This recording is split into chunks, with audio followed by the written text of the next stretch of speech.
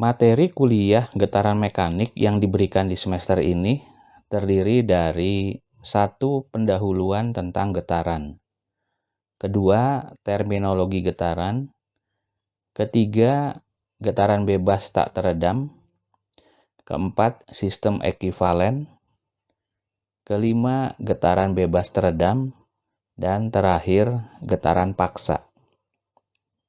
Semua materi itu akan diberikan di file berbeda dalam bentuk PPT. Setelah mengikuti kuliah hari ini, mahasiswa diharapkan mampu menghitung nilai kekakuan pegas untuk batang elastik yang terkena beban tarik. Kemudian mahasiswa juga diharapkan mampu menganalisis pengaruh massa dan ukuran batang elastik terhadap nilai kekakuan pegas dan frekuensi natural. Pada slide ini, saya akan menjelaskan sebuah materi yang kita sebut sebagai sistem ekivalen.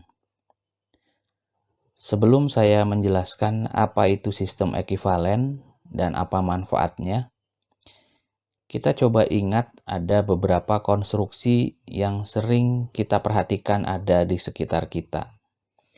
Misalnya konstruksi jembatan, konstruksi alat angkat atau crane, ataupun konstruksi bodi kendaraan bermotor atau konstruksi kendaraan roda 4.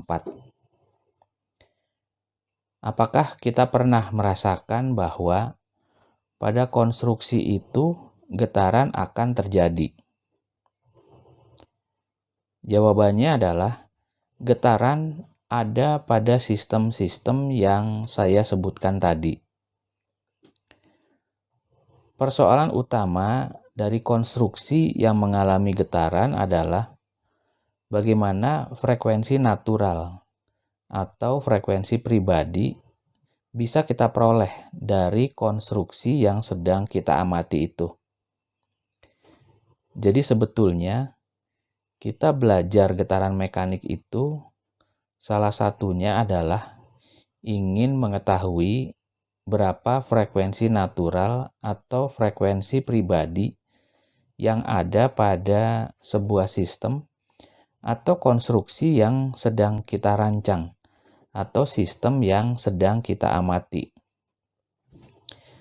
Sedangkan di dalam kuliah getaran mekanik, kita dikenalkan dengan sistem getaran itu digambarkan dengan sebuah sistem massa pegas atau sistem pegas massa. Mungkin kalian sekarang sudah bisa membayangkan bagaimana menganalogikan konstruksi seperti jembatan, alat angkat, ataupun kendaraan menjadi sistem pegas massa. Sehingga kita bisa menghitung berapa frekuensi natural atau frekuensi pribadinya. Jika kita mengamati langsung jembatan atau crane atau kendaraan, maka akan sulit untuk menghitung berapa frekuensi naturalnya. Cara yang termudah adalah kita harus mengubah atau menyusun ekivalen dari sistem aktual itu menjadi sistem pegas massa. Sekarang kalian sudah paham mengapa kita harus memahami sistem ekivalen. Jadi dengan sistem ekivalen, kita akan dengan mudah mendapatkan frekuensi natural dalam hal ini setelah nilai konstanta pegasnya sudah kita peroleh. Nah, contoh sistem ekivalen yang akan kita bahas pada kuliah kali ini ada 4 jenis. Yang pertama, batang elastik yang terkena beban tarik. Yang kedua, batang yang mengalami lenturan elastik. Yang ketiga, torsi pada batang elastik. Dan yang terakhir adalah pegas yang disusun secara seri atau paralel.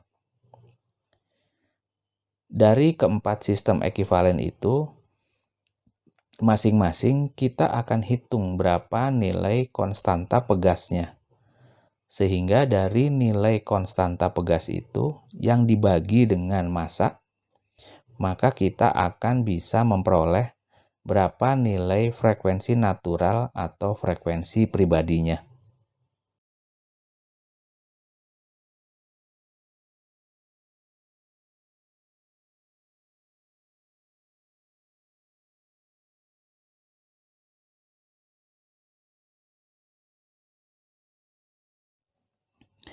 Sekarang saya akan menjelaskan sistem ekivalen yang pertama, yaitu batang elastik yang terkena beban tarik. Kita perhatikan gambar di slide ini, yaitu gambar A. Di situ ada sebuah batang yang memiliki luas penampang tertentu. Penampangnya bisa persegi atau penampangnya bisa lingkaran. Kemudian salah satu ujung dijepit dan ujung lainnya ditarik dengan besar gaya F0. Pada saat batang itu menerima beban tarik, akan terjadi perpanjangan. Tetapi ingat bahwa perpanjangannya dalam skala elastik. Kita ingat dari kuliah material teknik, jika sebuah batang ditarik, akan selalu mengalami perpanjangan elastik. Kemudian, jika bebannya semakin besar, maka akan diteruskan menjadi perpanjangan plastik. Nah, dalam kasus ini, batang kita anggap hanya mengalami perpanjangan elastik saja. Besarnya perpanjangan kita simbolkan dengan delta L. Batang itu awalnya memiliki panjang L. Jadi kita bisa menghitung dengan menerapkan hukum Hooke bahwa delta L adalah F0 dikali L dibagi E dikali A. F0 adalah gaya yang diberikan pada batang elastik. Kemudian L adalah panjang awal, E adalah modulus elastisitas dari material batang elastik, dan A adalah luas penampang dari batang elastik. Kemudian batang elastik ini kita ekivalensikan menjadi sistem pegas seperti yang ada pada gambar B. Kita lihat batang elastik kita ganti dengan sebuah pegas yang kita tarik dengan gaya yang sama, sebesar F0.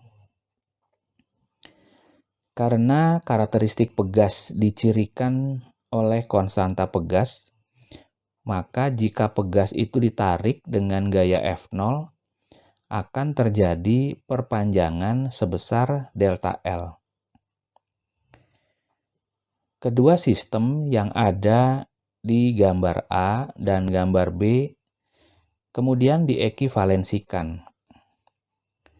Delta L pada batang elastik disamakan dengan delta L pada sistem pegas. Jadi kita punya dua persamaan. Persamaan yang pertama adalah dari batang elastik, di mana delta L sama dengan F0 dikali L dibagi E kali A. Kemudian persamaan kedua dari pegas adalah gaya F0 sama dengan K dikali delta L. Di mana jika delta L-nya kita keluarkan, maka delta L sama dengan F0 dibagi K. Nah, delta L untuk sistem batang elastik dan delta L untuk sistem pegas kita samakan. Sehingga dari persamaan itu kita akan mendapatkan nilai konstanta pegas K dari sebuah batang elastik, yaitu sebesar E dikali A dibagi L. Dari persamaan itu, Jika kita ingin mendapatkan konstanta pegas batang elastik, maka tinggal mengambil nilai E dari tabel, kemudian menghitung luas penampang A, dan dibagi dengan panjang awal batang elastik L.